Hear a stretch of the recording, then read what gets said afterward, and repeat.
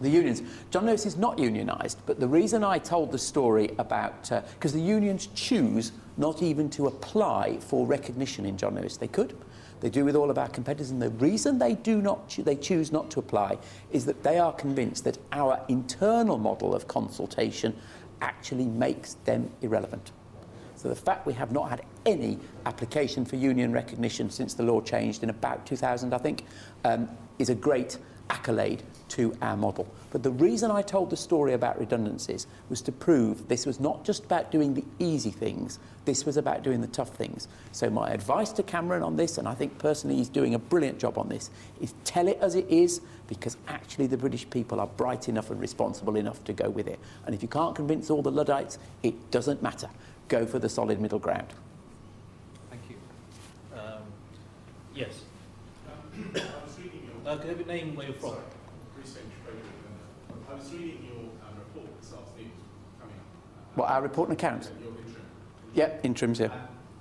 It's very relevant to the partnership model because your chairman was saying we've asked the partners to take a lot of strain this year. Yes. But you produced incredibly impressive results, way above the average. So what do you think, you talked about the three challenges that you faced in 2008. What are your three challenges coming up, and how do you think your partners will be able to bear them? How they bear them? What are the three things you feel you need to do to maintain as we move into into a dip, perhaps in the next year? Personal view is we're not going to go into a dip, but then again, if you end up 10 economists that have 10 different views, so we won't go there. But okay, what are our challenges? First of all, complacency. For a business on the up, that is, I always think, the biggest problem. So what I have to do when we have results like we did last week is do what I call restless dissatisfaction. How the hell are we going to make sure that even in the upswing we do the things that will keep us ahead of the game for the next upswing? Because the one thing that's sure about our results is that Debenhams and M&S and Hoff are all looking over them thinking, how the hell did the buggers do it? So we've got to be ahead of them. The next thing, that's the whole thing, it's a competitive game, this. The next thing we have to do is we have to seek even more change. Just because we have changed, as I described, to embrace online, that pace of change is only going to accelerate. So we've actually got to look even deeper at the changes within the organisation. There'll be more people who face those discussions about whether the job they're doing, not the career they've got, not the security of tenure with the partnership, but the particular job they've got to do, whether that's got to change. And the third challenge I would put to us would be the one that goes, if we've seen online now, what's the next big paradigm shift? And I don't know what it is yet, but there'll be another technology shift, and what we've got to be doing is looking to identify that. And I know that might sound a very fuzzy answer to your question, but the lesson of the last few years is that you've got to be ahead of those paradigm shifts. Thank you. Anyone at the back? Yes. Yes. Hi there, I'm Julian from MIT. I was just wondering, what incentives would you like to see to further encourage ethical trade? Encourage what? Ethical trade. Ethical trade? What incentives? Well, as you'll probably gather, I'm not a believer in artificial incentives. I'm a believer in the market telling people what to do. And so what I would like to see is customers are, this might be the next paradigm shift, we don't know. Customers are actually voting with their feet. And particularly to your point, the more affluent customer who I acknowledge we do serve, they are demanding organisations to be ethical. So we don't need incentives. What we need to do is respond to those. And if we don't, someone else will eat at a lunch. And to be fair to Marks and Spencer's, they have done a better job than us on this. So let the market do the talking, and we'll see who responds. Thank you. Go on, just be quick. Yes. Jeremy Thomas, London. How far do you think that your model of employee ownership and participation might be applicable to, let us say, a community bank, some Yes. sort of financial concern? Yeah. I'm thinking of something like the Grameen Bank, with which Mr. Qureshi would be Yeah. familiar, which has done a great deal of good work in supplying microcredit to community projects, which they would otherwise find difficult to obtain, and encouraging responsible savings culture amongst the lenders. If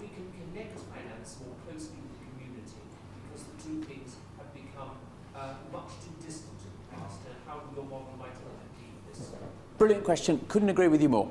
That man up there set up the Birmingham Municipal Bank. That's what that organisation did. That was a community bank. It was where I went every Saturday morning to put my, whatever it was, penny in the bank, and we need to get back to that, which might sound a glib answer. But the more thoughtful answer is, the country in Europe that has got the best developed employee ownership sector is Spain.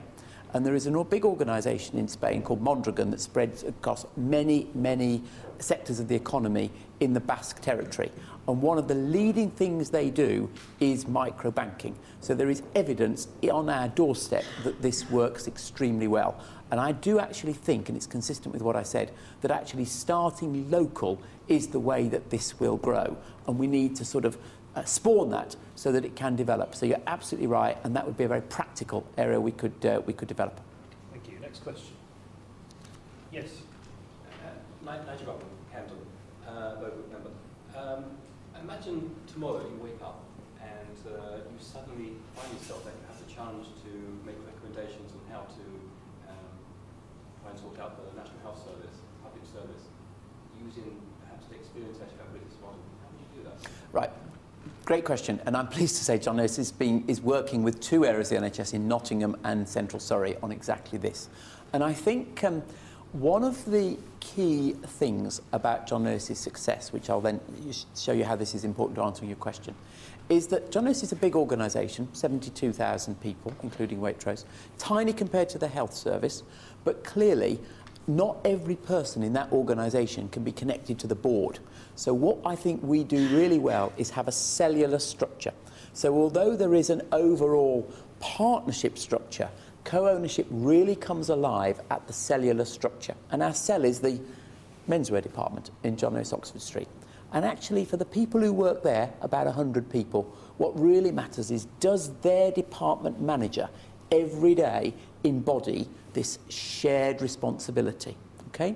And I think the answer to the health service is to break it down into manageable cells. So the approach that we are taking in Nottingham and in Central Surrey is looking for organisations of about 700 in size, because we think that is just about as big as one person can get their arms around, and actually then break that down with cells within it. So that is what I would do, try to move it from a monolithic structure to one which was better connected at individual level to sort of department level. Thank you. Next question. Yes, at the back. Hi, Robert Westbrook. I'm a member of the Progressive Council from London. Thank you very much for your speech, which was great. Listening to the speech, though, I mean, a couple of the key themes which I picked up. So you talked about focusing on the long term, you talked about giving key employees big equity incentive, and you also talked about incentive alignment. It struck me that these were also key features for the private equity business model, which, as you know, has had an incredible amount of growth over the last 10 years. And I thought that was an interesting comparison, because from a political lens, private equity is very much the kind of poster child of evil capitalists, and John Lewis is kind of the other end of the spectrum. So I guess my question is that a comparison which you would accept or reject? I would totally reject it. They are the antithesis of John Lewis. And if we look at the private equity responsibility, period of responsibility for Debenhams, our closest competitor, you can see they did not take a long-term view. They took a company that was run extremely well by Belinda Earl and made a lot of money themselves and left it when it went back to the stock market in pretty poor shape, and look what happened to their share price. So I totally reject it. But let's look a bit further than that. Whose interest is John Lewis run for?